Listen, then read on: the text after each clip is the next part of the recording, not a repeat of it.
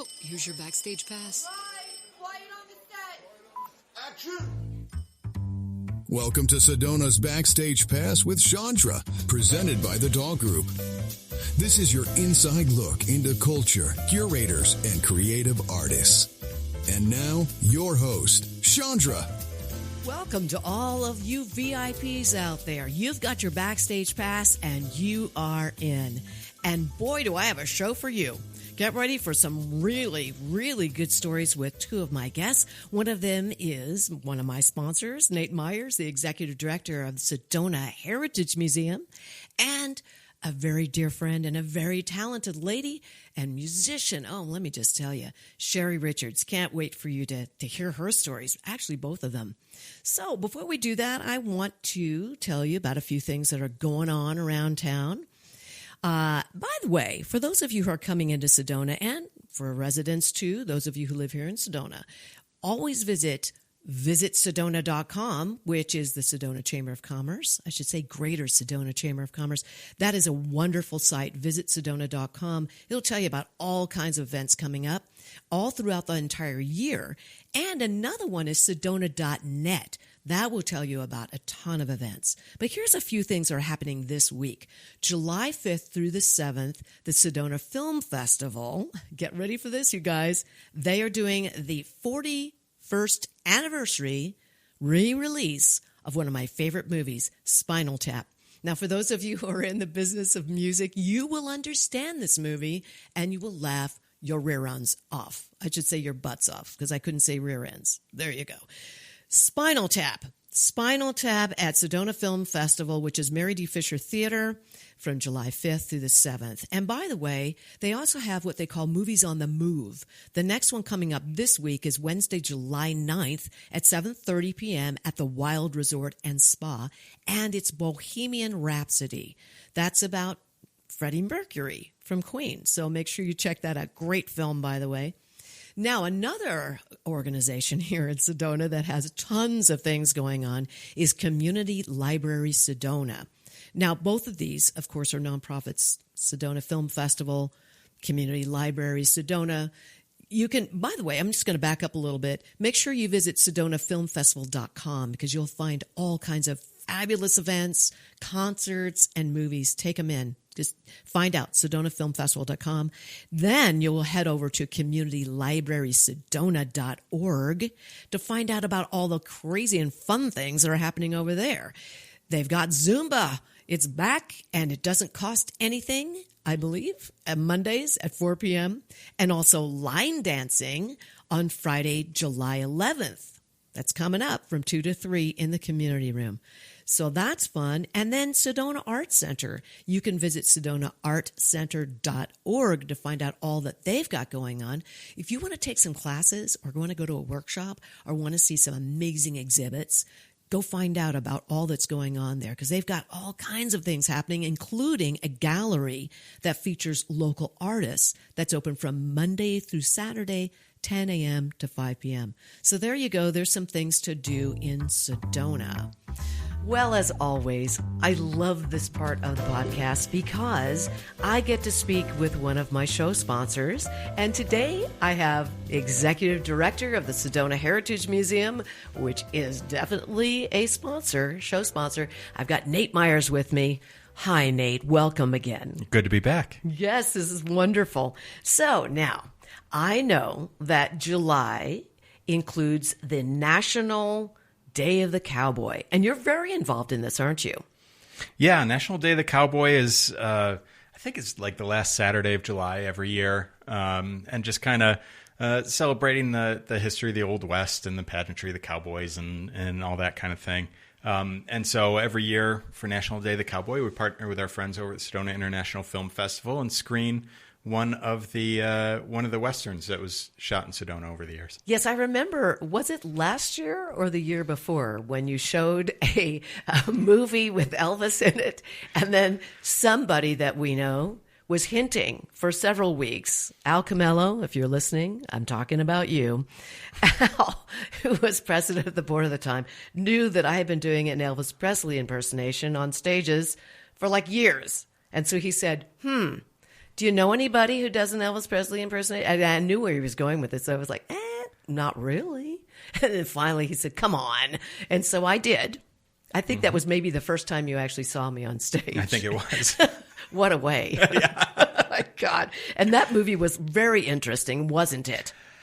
The movie was Stay Away Joe, starring Elvis Presley. Yes. And actually several other prominent actors, Burgess Meredith and others. And it was made here. It was made here in Sedona. 100% of it shot here in Sedona. And what was so beautiful about that film, Nate? Well, it's potentially the worst movie ever made. And in every way, a movie could be bad. Right. It's a bad movie. It was a very misogynistic movie, I think. It's extremely misogynistic. It's race. I mean, Elvis Presley is playing a Navajo man. I mean, it's the casting is not good. The writing's terrible. They obviously Elvis is going to sing in any song or in any movie he's in, right? Which is funny in it to itself because where there's no segues. Yep. Just you start singing. Yep. And he was so embarrassed about it that he didn't want them to release the song from that movie as a single because it's a ballad. He sings to a bull that he's trying to get excited about doing the things that bulls are supposed to be doing. What? And it's good. Just, this has got funny written all over it. My goodness. But yeah, our screening of it was kicked off with the one and only Shondra Jefferson doing an Elvis impersonation. I thought that was really fun, actually. It was pretty fun. Well, this time, which movie are you showing? This year, we're screening Drumbeat, which is I think it's from 1954. Stars Alan Ladd. I haven't watched it yet myself, so I'm looking forward to it. But some of these movies are Stay Away Joe is not a good movie, but others are really great movies. I mean, and I hear that Drumbeat is one that's really good. It's about the murder of an Indian, the murder of an Indian fighter who's seeking peace, actually, and it's based on a true story. Wow. Are there real Native Americans that are playing? Probably not. No, the Captain Jack was the actual Native American was known as who the story revolves around. Was actually known as Captain Jack. He's played by Charles Bronson in this movie. Oh my gosh. Okay. Yeah. Well, so that is not the most enlightened casting. No, and it wasn't back then. But there are some wonderful views of Sedona, correct? Yeah. Oh, yeah. I mean, great views of Sedona, and one of the really neat things about it that I'm excited about is that one of the shooting locations was the Shoreman Homestead. Oh, yeah. Down off of the Loop Road on Loy Lane. We did have an event, didn't we, there at the house, or was it at the Heritage Museum? It was at the Heritage Museum a couple months ago, where we invited the neighbors who live in that area, and shout out to any of them who are listening, to come out and learn about the history of their neighborhood. And we had several come out. We had a good time. Shared some stories, and I think they learned something. They were able to share some stuff with us about the way they think about their neighborhood, and this is all part of trying to figure out. For those who don't know, the Sedona Historical Society actually owns the Shoreman Homestead. It was donated to us in 2018. Yes, and those of you who don't know who the Shermans were were the very first winery here in Sedona, in the Verde Valley, actually. In Arizona. Yeah. Oh, in Arizona. Yes. They started the whole shebang, Yep. the whole wine thing. So for all you winos be out there, make sure that you when you get your glass of wine, just remember this all started with the Shermans. Right? Wine enthusiasts. Maybe not the okay, winos. fine. I call them winos. I mean, come on. Really, this is Sedona's Backstage Pass. I'm talking like I'm behind the scenes. All right, so now, speaking of movies, there is a telegraph office right there at the Sedona Heritage Museum, right on the grounds. Tell us about the history of that. This is so cool, everybody. You have to go visit this. And we mentioned Al Camillo. Al tells the story of how the Heritage Museum had fundraised for the telegraph office to be transported, and it was in the middle of the night. This whole big telegraph office was transported by truck on platforms, I guess, to the Heritage Museum. It was something to be seen. He was there. Mm-hmm. He was. And he was there. He's shared videos and pictures. He's everywhere. Must have been something. Do you know he's everywhere? Al is everywhere. He is. Sedona Al. He's Sedona Al. Yeah. Yeah, so the home or the telegraph office is on the grounds of the Sedona Heritage Museum. If you've been to the museum, you're driving up the driveway, you look to your right when you first get on the grounds. It's sitting right there, and that building has an interesting story. It actually began its life as the railroad depot in Winona, Arizona. Which is east of Flagstaff. And if anyone's ever heard of it, it's probably because they're a musician and they perform Route 66 all the time because the lyric is Flagstaff, Arizona, Yes. Don't forget Winona. Don't forget Winona. Yeah. Yeah. I Sing it, Shondra. I sing it a lot. I have in my career. So, okay, so it's a real deal. It's not a prop. No. Well, yes and no. So Route 66... ironically comes through, and every railroad depot in every small town in America is suddenly obsolete because the mother road comes through and automobiles take over. And so it kind of falls into disuse, disrepair. And fast forward to 1946, 1947, and a guy by the name of John Wayne, I don't know if you ever heard of him. Never heard of him. Yeah, most people haven't. No. John Wayne comes to Sedona in 46, 47 to shoot a movie called Angel and the Bad Man. And it's actually the first movie that he's a producer on, as well as a star of. Fun times. Fun, yeah. A Because little we bit all of know what trivia that's there. like. Yeah. Not only acting, We but do. producing. It's a nail biter, everybody. Let me tell you.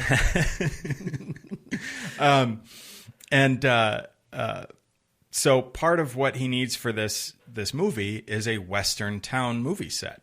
And so the studio builds him here in Sedona a Western town movie set at the base of Coffee Pot Rock. And most of the set is just that. It's facades, maybe a door you can walk through, but they're not actual like rooms. You can't enter them. One of the exceptions is this telegraph office. So they go to Winona, they buy the railroad depot, they ship it to Sedona, and put it on this set, and they call it the Sedona Telegraph Office. And one of the opening scenes of the movie, John Wayne is hurt, and he has to send a telegram, and he goes into this telegraph office and dictates a telegraph, and off it goes. And oh my gosh! So where was the where did they drop it off in Sedona? Where was the lot? Where was the movie lot? Yeah, it's kind of up behind where Whole Foods is today. Oh my gosh! Below Coffee Pot Rock there. Oh my gosh! If you're familiar with the neighborhood, all the streets in that area are named after movies that were shot here. Yes, so like that's Johnny why. Guitar and Lost Wagon and Gun Fury and others. That's wild. Yeah, I love it. And so they used that movie set for dozens of movies after that. But we call it the Telegraph Office because that's when the building made its film debut. So I have to say, there's a new platform that it's on. It's absolutely gorgeous. And thank you, Ernie. Was it Ernie and who else did this? Ernie, Bill, and Pete. So big shout out to you guys. We really appreciate all the work that you do around the Heritage Museum. They're amazing, amazing guys. Builders, they can construct anything. Anything. And you have to see this. It's quite the exhibit. It really is. It's fun. We have a huge history of making movies here in Sedona. And we've got an exhibit about it in the Telegraph Office, fittingly. The movie making history in Sedona starts actually in 1923. So we've got over 100 years of filmmaking history Okay, here. forgive me, but is that like talkies at that time or not? Yeah, it would have been silent movies. Wow. In 1923, and it was a film adaptation of a Zane Grey novel called The Call of the Canyon. Oh my And gosh. Zane Grey used to write his novels in the place where they were set. And then when it was time to turn them into movies, he insisted they get filmed in the right place. Speaking of Call of the Canyon, we just, at the Heritage Museum, the Historical Society just purchased the sculpture. The sculpture was done by James Muir. The same Fantastic gentleman. sculptor. Oh, he's incredible. If you go to the Jack Jameson Memorial Sculpture Park, which is now by the UPS store in West Sedona, that's a little pocket park. Actually, I'm on that committee, and we put in a few of his sculptures, and now the Heritage Museum has the Call of the Canyon. Where is that going, by the way? Yeah, it's going to be the northern anchor of the new and improved History Walk along 89A that people remember that there used to be history panels from along 89A in Uptown from Pink Jeep all the way down to LaBerge Lane. So the History Walk is back and anchored on the north end anyway, up by Pink Jeep, by the Call of the Canyon. And it's a really incredible sculpture. I mean, James is just such an incredible sculptor. We're really jazzed about it because it allows us to tell so many stories. I mean, it speaks to the art history here in our community and the amazing artists that we have here. It speaks to the cinematic history we have here. It speaks to the literary history of Zane Grey coming to Oak Creek Canyon, writing the novel. It's just an incredible work, and we're so lucky to have been able to acquire it. It is. Those of you who have lived here for a while, you probably saw that outside of Exposures for a while. That's a gallery here off of 179 going into the part of Sedona that really starts coming alive where Tlaquepaque is and everything. And I just remember seeing this sculpture and thinking, what are they looking at? Because one of them is holding a lantern, right? And they're going somewhere. You can see there's movement. It's a beautiful piece, and I'm so proud of the Sedona Historical Society making this happen for all of us. Yeah. And so just one thing, let me ask you, have to ask. In the process of doing this, what was the craziest thing that happened? Fundraising, or maybe the whole thing? Because is it moved yet? It hasn't been moved yet, right? No, it hasn't been. Okay. Anything crazy behind the scenes of how this happened, or how did you acquire it? Who had the idea? I don't know. What do you think? Well, actually, credit to Linda Goldenstein of Goldenstein Galleries. She represented James and came to us and said, "Hey, wouldn't it be amazing if the Historical Society could acquire this and use it to tell some of these truly amazing stories and, feature a local artist?" And it wasn't hard to sell me on that. That was just a great idea. Oh, yes. And so we did a whole fundraising campaign, and we've worked with the city. I have to say the city staff have been great partners in making this happen, and they're excited about what's possible with this too. Yeah, the city of Sedona, we thank them very, very much for all of their support. They are really on board with us. Also, there's another gentleman, Steve Segner. He would never want me to mention him because he is by far a philanthropist here locally. And most philanthropists, like Steve, don't like their name being mentioned, but I'm doing it anyway because maybe that's my backstage thing, my moment. He owns El Portal. Wonderful, wonderful place to stay when you're here in Sedona. So remember that. Thank you, Steve, for all that you've done with that whole walk that goes up. He's a huge. I mean, it wouldn't have happened without him. Right. Yeah, so it's all credit to Steve for making it happen in the first place, and then he's really been a driving force in this reimagining of what it is. Yes, by the way, El Portal is right near Tlaquepaque. When you park in the parking lot, it's kind of tucked away. If you decide to ever come here to Sedona, go over there, check it out, and then next time, get on over there and stay because it's beautiful. Well, I want to thank you, Nate, for being with us again. I'm going to see you next month in August. This is exciting. I can't wait. I am not going to be doing my Elvis Presley impersonation for Drumbeat. Oh, come on. Do it. How about for today for this audience? Yeah. Yes. Yeah, but it's a kind of visual too. It's not just. Anyway, thank you for being here. Thank you for being a show sponsor. And we will see you next month. Everybody visit Sedona Heritage Museum and go say hi to Nate and thank him personally. All right. Take care. Take care, Nate. And we'll see you next month. Thank you, Shondra.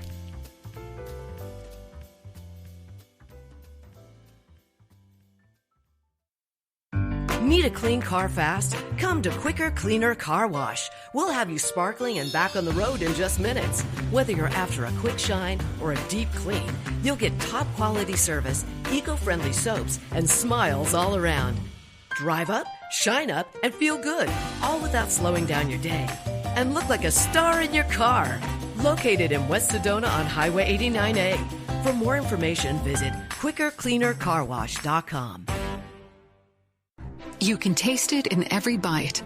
For over 30 years, Chef Lisa Dahl has redefined what it means to dine in Sedona, serving soulful, handcrafted cuisine inspired by love, artistry, and community.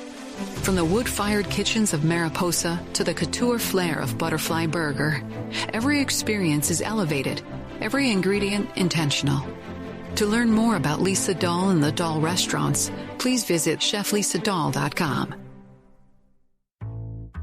Here's more of Sedona's Backstage Pass with Shondra, presented by the Dahl Group. Thank you for staying with me. I'm so excited to introduce you to a good friend of mine I've worked with many, many times, and you know her and you love her. She's been in this community for a very long time. Shaeri Richards, one of the most busiest individuals I know of in Sedona, and very talented. Thank you, Shaeri, for being here with us. I'm so happy that I could be. I know. Thank you for inviting me. You're welcome. And this is a little turnaround because you've been doing tons of interviews with the Sedona International Film Festival, haven't you? True. I'm usually the one asking the questions. I know. Is this odd? Not giving the answers. Yes, it's odd. It is odd.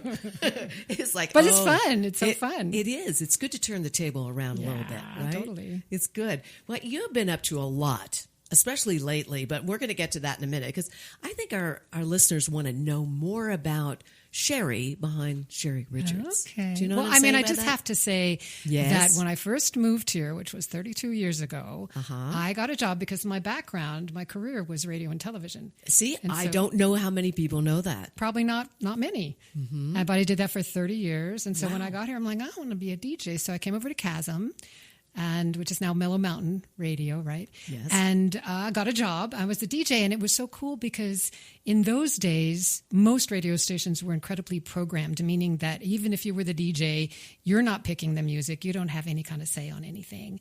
But at Chasm, you could play classical, you could play blues, you could play whatever your heart desired. Oh, my gosh. Just pull it out and stick it on turntables and little 8-track tapes with the commercials and the PSAs, and it was super fun. How fun is that? Yeah. And there's no limits at all. No. Well, I mean, as long as it wasn't F the somebody, But there wasn't in those days. No, there wasn't any of that. You have to remember that Right. even in the 90s, we didn't hear it. Well, maybe in the 90s we heard that. I take it back. But when were you doing that here? Were you in the 90s? I was here in 92. Okay. 92. And then I did a kind of metaphysical talk show called Soulutions, which I started here, SOUL, Soulutions. I did it here for a year, and then I went over to KQST and did it. Okay, so a lot of people don't know this, but that makes sense to me because you are also a reader. You're a psychic reader. Yes, that's right. True. And also, what else do you do in that realm? Well, the metaphysical part of me is probably not widely known by people, but for me personally, I was on a spiritual journey for my whole life. And a lot of it was just to learn to find myself. It sounds kind of cliche, but yeah, and to love myself even more than find myself. It was love myself. I did not have good self-esteem. I didn't like myself. And it took me a long time to discover how to learn to love myself and to let my light shine, which was really important because from the time I was a child, I wanted to be a performer. Right? Always wanted to. The bug bit you. Young. How young? How young? I mean, from the time I can remember, but I know I started in dancing school when I was 5. Okay. So, but I have to tell you, can I tell you a quick story? Yes, this is kind of a fun story. Absolutely. So I have a sister named Patty, and she was a mascot for the Kansas City Chiefs. And she was actually in the very first Super Bowl ever. Wow. Yeah. And so she was a tumbler, an acrobat. So I remember I'm 5 and she was 3. And so we go to this little dancing school in Kansas City where I grew up. And, I'm like the dancer and everything. And so, but the guy says, my mother puts her on the floor and the guy says, okay, let's see what you could do. And she starts flipping around, like aerial this and whatever. And I looked at that and I'm like, no one is ever going to pay attention to me ever again. Aww. So that's kind of where that started. Yeah. But then I went on, I did dancing school. She was the mascot, but I was always dancing and singing and wanting to perform. And when I got into high school, that's when I took up acting too. And I started doing plays. I did like 30 plays. And then I decided I wanted to, try my hand at acting. And I know this is like, I could be talking about you, right? Because you're very similar in terms of your background, right? I got the bug You got the bug very early. Growing up behind the scenes in theaters, and my parents were performing. Your parents were performers. That's when your mom was helping. Was she like an first female talent agent in San Diego? That's what I remember. Prior to that, though, and she was doing a lot of acting. She was a musician. Yeah. We had musicians coming over to the house all the time, and my dad was acting, even though he wasn't a professional actor. This was a professional theater. They were both, and so my sister and I grew up behind the scenes. And I just remember all those days. So, see, I get it. I totally understand. This is why I did want to ask you when that bug bit you. Bit me young. Love it. And then, but I didn't want to be the person that was in LA or wherever. Okay. Waiting tables. Oh, yes. While I was waiting for the call. So I ended up getting into radio and television. And that's kind of what led me there. And I figured, at the time I wasn't, that interested in, I was a newscaster. That's what I did for many, many years. See, nobody knows it. I don't know this about you. You were into journalism. Did you study it in college? I went back and studied. Okay. Once I got the job because I had this voice. I remember I was working at this little barbecue restaurant. I was very young, maybe 15 years old. And, they used to give away things on the radio. Yes. And so one day I called to win something, and I actually got in and won the whatever it was. And the guy who answered the phone, he's like, "You have a great voice. You should be in radio." I'm like, "What?" I'm like, okay. And so then I always remembered that. I still remember that, right? So, yes. So then eventually I went in the back door through something called the Columbia School of Broadcasting. Oh, do you a remember little that? something. Of course, we know that. Yes. It was a course that you did by correspondence. I understand, but it was a big deal. And there was a local station that was working with them. And when I completed the course, I got a job. And where was this? This was in Kansas City. Oh, so were you born there? I was. I was born in Kansas City, and I started working at WHB. It was my very first job. And how old were you when you did that? It was 1979. I was 22. Okay. 23, somewhere love like that. it. Yeah. I love that. Yeah. Okay. So it's about the same time as if I'd graduated from college, but right. I didn't. And so now, all right. Now you were a correspondent on TV as well as working radio. Well, later I moved to Baton Rouge, Louisiana. Oh. I worked in radio there, and then I also had a TV job there, and I also got a grant and made a documentary there. Oh, my goodness. And so, I did a lot and that's where I really got more deeply into music. Into being a performer. So I was playing the guitar, messing around with it, and I started writing songs young, but I never got super good at the guitar. Okay. But rhythm guitar or I was saying classical? rhythm guitar, just rhythm acoustic. And I was a decent little songwriter. And performing them? Well, no, not really. So what I did was I decided that I wanted to have a little band, and I loved Cajun music. I fell in love with Cajun music. Oh my God, it's so wonderful. It's just this. It is. This is joyful. It's joyful, and it makes you want to dance. And the first time I went into a club and I saw all these people dancing with when I grew up, you dance like 5 feet away from the person you're dancing with, and you're just shaking around, but they're spinning and twirling and like swing dancing. Although there's a very specific kind of swing dancing. Very different. Yeah, different, but so fun to watch and participate in. Right? It's incredible. So I found this little club down the road on the other side of the Mississippi. So Baton Rouge is on the east side of the Mississippi. On the west side of the Mississippi is Cajun country. And I would drive like 40 minutes to this little club called New Lots. And they would dance like 6 or 7 nights a week. And so I fell in love with it. I learned how to do it. And then I came back to Baton Rouge, and I started teaching people how to do this dance. And then I started a band, and it was a Cajun band. And first it was just me and a fiddle player. And then I met my ex-husband, and he was a bass player. And he originally was playing jazz, but his electric bass burned up in a nightclub fire. Oh, that's funny. I know. Okay, hang on. His bass What, blows up, basically? It burned up in a nightclub fire. And Don't hear that every day. No, but it was like kismet. And so he wanted to learn stand-up bass. And it turns out Cajun music is very simple. And so he just learned how to play stand-up bass while he was in the band. And then we got an accordion player. And so then we had a band, and I was teaching dance classes. And so here I was, this little Jewish girl from Kansas City. But my stage name was always Richards, which down there is Richard. And right. so everyone thought I was French. And so I kind of started this whole Cajun music scene in Baton Rouge. How neat. And then what happens? You move from Baton Rouge. I did move from Baton Rouge. So what happened eventually is I ended up buying a set of drums because the people who were dancing wanted a heavier beat to dance to. And we had what's called a T-file, which is a triangle. We had a T-file player, and he's like, well, I'll learn to play the drums. It's very simple. It's like a 2-beat. So he learned to play the drums, and I had them. They were mine. So he didn't have any money. What musician has any money? So I learned to play them as well. And so I just gave up. The band folded, and I started playing the drums, and I ended up getting hired by a local blues guy in this little dive of a place, kind of in the part of town where most people who were our skin color didn't go. And he just loved it that this white girl wanted to come in there and play the guitar. He must have loved you. Oh, he did. And he hired me for $12 a gig to be his house drummer. The big money. $12. The big bucks. Yes, the big bucks. And so I played with him for a while. I mean, I was just getting started. It's so wonderful, though. But I always had good rhythm. And so, I started there. And then, I played with him for a while. And then eventually I moved here. And then that's where Sammy found me. Yeah, so that's so interesting. A lot of people don't know this.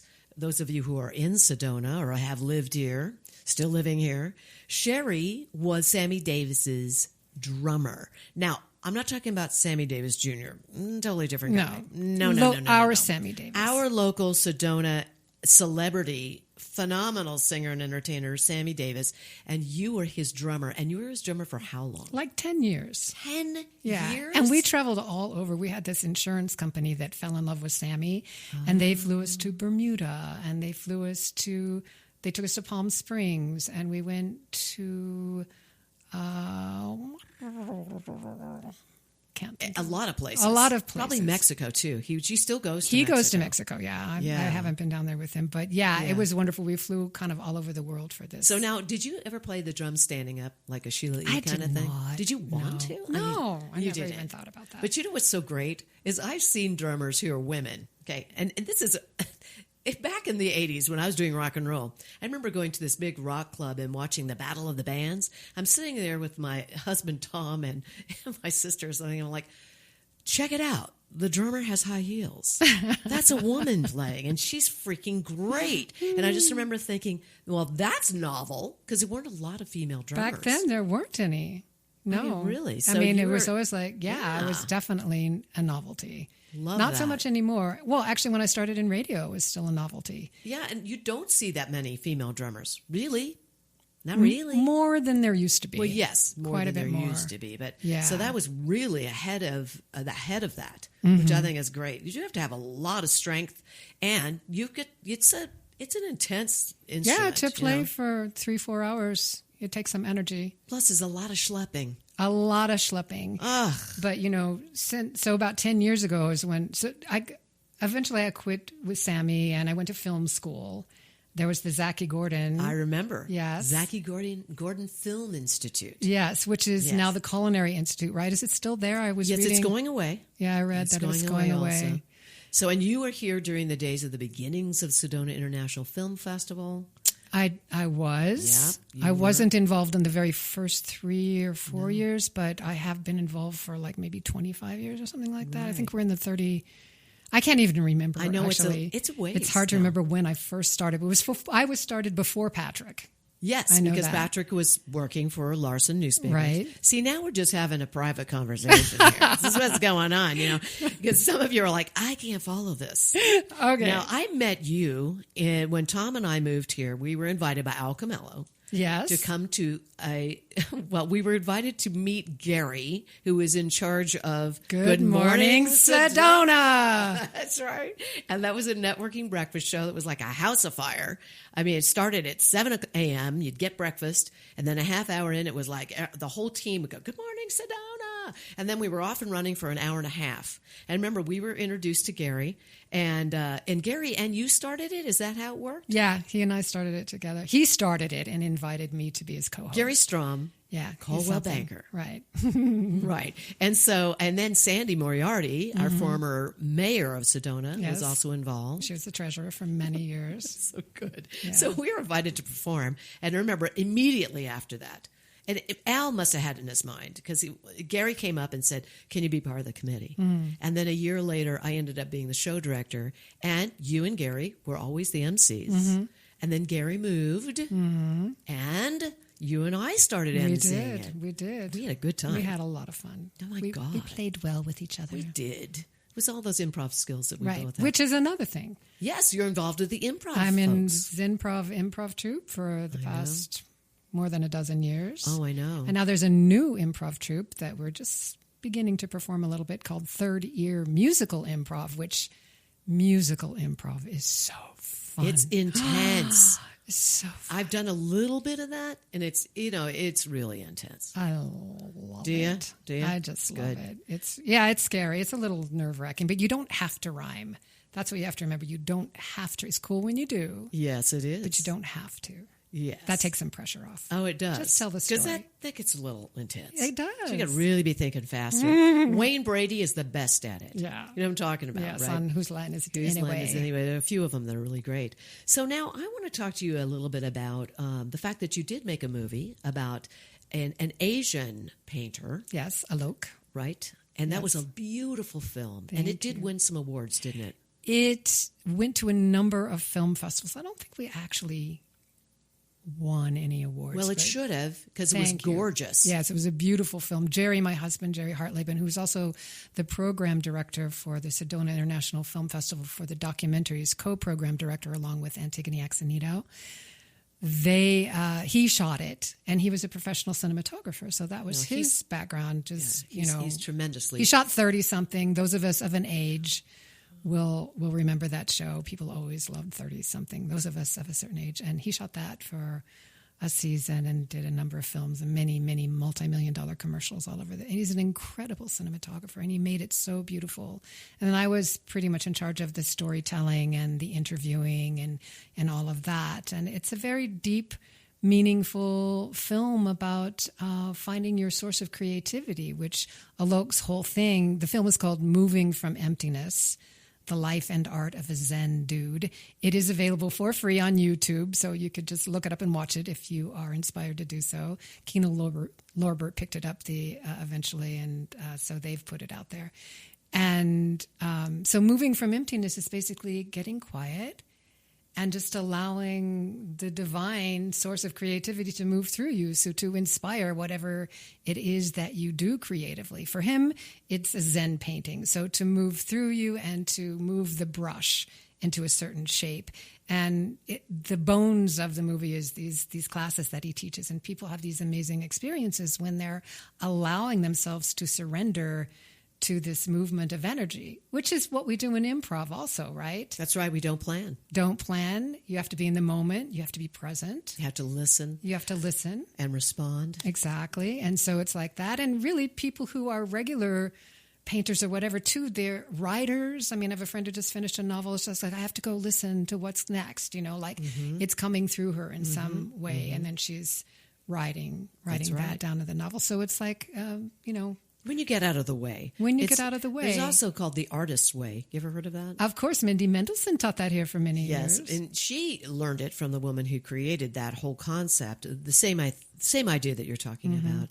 And so do you feel that by doing that film, did that help you with, because you were the narrator of that, you were the one who was, I was structuring it. So when I'm not in it, Alok narrates it, but I structured it. But you structured it. Yeah. But then do you feel that led you to I mean, I know you've been hosting films, like we host films. I do it too. I've been doing it for years. Hosting films for the Sedona International Film Festival, and you've been doing that all along. And then it shifted into doing interviews online because of COVID, probably. Right. And all that new technology coming in because we needed it. Exactly. Do you feel that helped you get into the mode of interviewing, or does that go back to your radio days? It goes. I've done radio talk shows. I mean, Right? really, right here, a radio talk show years ago. So that goes back. It goes way back, but the ability to be present with another person, to listen, and to have a curious mind. Right. So to be able to just initiate conversation, like you and I are having this nice conversation, and so. Yeah, and then, of course, working with Zoom and developing those skills, and yeah, all of it came together. But it's been a real gift. It's such a beautiful thing for me to be able to meet with these mostly international filmmakers that can't make it here. So what I do is I get in contact with those filmmakers who can't get here because they live in France or wherever. And then we have our little 20, 25 minutes together, and it's beautiful. They are wonderful interviews. Thank you. Phenomenal. Yeah. I mean, really, really good. And I saw the one that you did recently. I did not host this one. I don't think. I may have. It was about AI. That was intense. I hope this Lord. helps. I hope this helps is the name of the film. Oh, That me was say, something. when I left the theater, I think I was altered Yeah. because that was scary, and it had a very interesting ending. The fact that this gentleman interviews and becomes friends with, very familiar with AI, and I think it was Google AI. I don't remember what group. I think it was Google. And after, I mean, it's huge development of a relationship, right? And then all of a sudden it disappears. It does. Well, yeah, he lost it. They I don't changed know. it. I don't know. Well, he lost all of his conversations. Yes, he did. Yeah, and he was very upset about that. Yeah. AI is such a phenomenon. I mean, that's another whole conversation that I don't know we want to start right now. But it's a great film if you get a chance to see it. I hope this helps. Yes. So now tell me about what you're doing. We only have a little bit of time left, so I want to get to this. You have also developed this whole singing and playing keyboards. This is something new, I think. Yes, it is. So like 10 years ago, I decided I gave up the drums, but I never wanted to give up music. So 10 years ago, I decided I'm going to learn to play the piano. So I just practiced and taught myself to learn to play the piano. And I wanted to sing. I wanted to sing lead. And so I'd sung background for Sammy. But I just, my voice needed some work. There were a few little holes in the voice, which as a singing teacher, I'm sure you know about. Yes, that I do. Sort of bridge, the passaggio, as they say. And so I wasn't sure I was going to actually get there, but I kept practicing and working it and finding different techniques. And finally, I got myself to the point that I am good enough. I know you're doing it. I saw Right. you recently, and People really like it. Yeah, you're playing all kinds of places. You're playing Vino de Sedona. You've got the Oak Creek Brewery coming up. Yep. The 1012 Club, Yep, Alcantara Winery. Yep. So for those of you And who, Chihuahua Mexican restaurant in Cottonwood. yes. It's so delightful there. If you've never been, check it out. It's in Old Town. Chihuahua. that's it. So you can find Shaeri at these places. All you have to do, of course, is look in the newspaper, look online. You can find where she's going to be, and make sure you show up because she's excellent. You're going to have a great time. And let me tell you, what I focus on is, I like to say jazz, pop, and blues. A lot of older classic songs, a lot of old jazz. I love stuff from the 20s, 30s, 40s.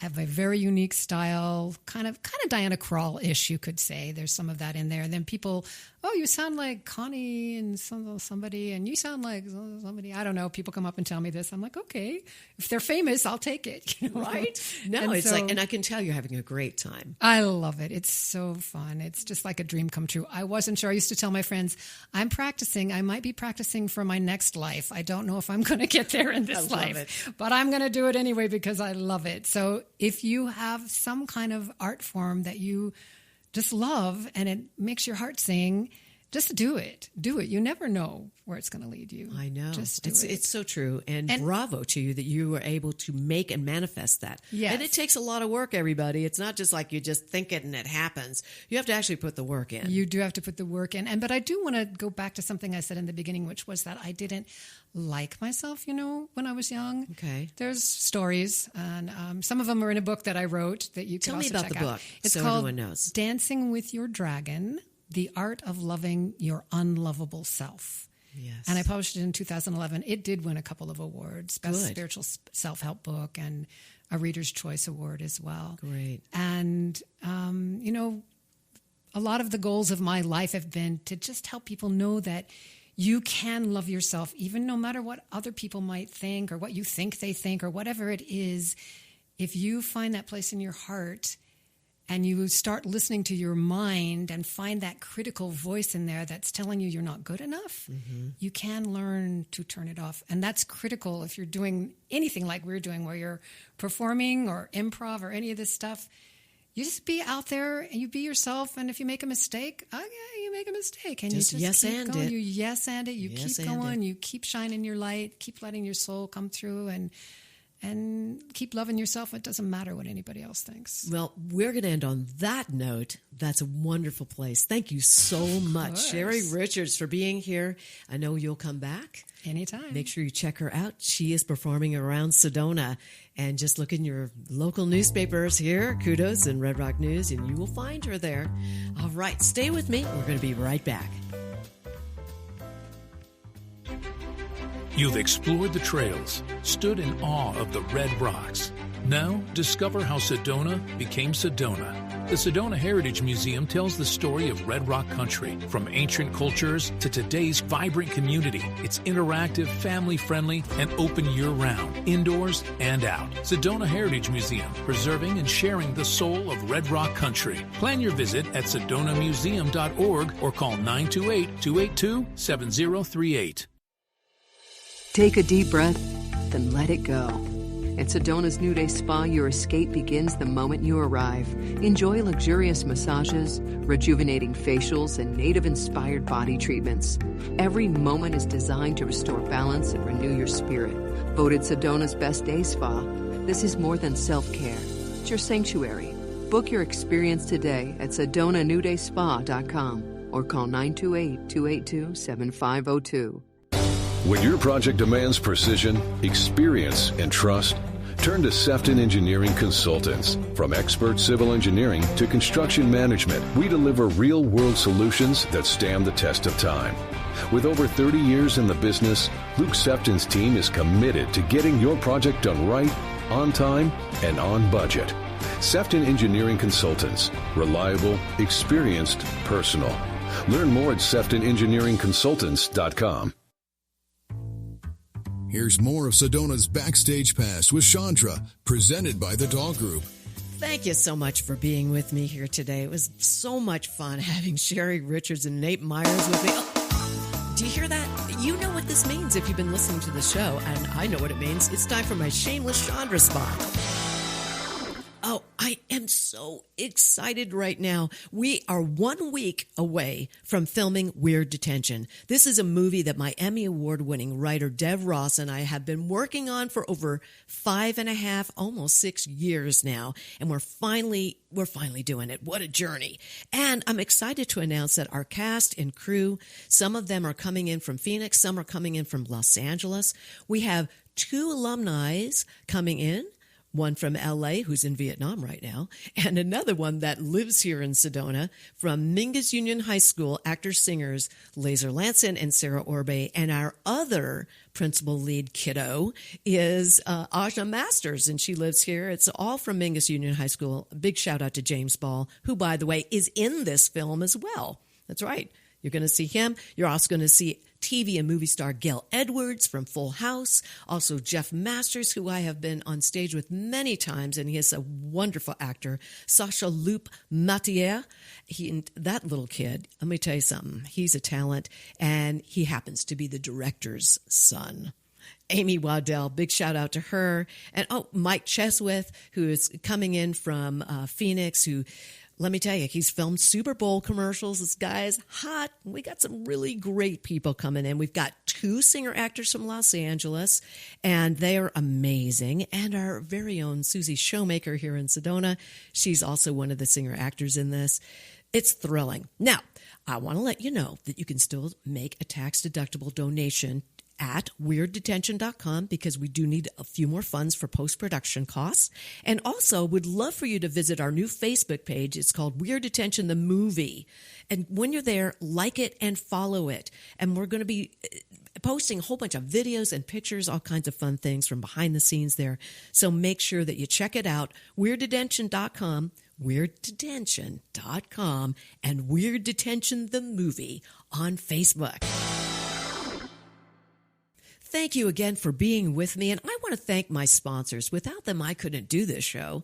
That's the Sedona Heritage Museum, Sefton Engineering, Quicker Cleaner Car Wash, Sedona New Day Spa, and my presenting sponsor, The Doll Group. And also, I want to thank my guest, Nate Meyers, the Executive Director of the Sedona Heritage Museum, and my dear, talented friend, Shaeri Richards. Oh, and I have to thank Ryan Thompson, my engineer, who I'm waving to right at this moment, and the station owner, Chuck Hellstein. And what is that station? KAZM, Mellow Mountain Radio, 106.5 FM and 780 AM. And remember, you can always stream these shows and music and more podcasts at mellowmountainradio.com.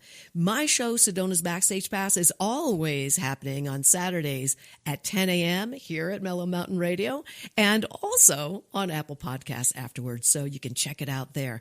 Thank you guys for being here. And remember, next week, we got another great show for you. Great guests. Get your VIP pass back out next Saturday. See you then.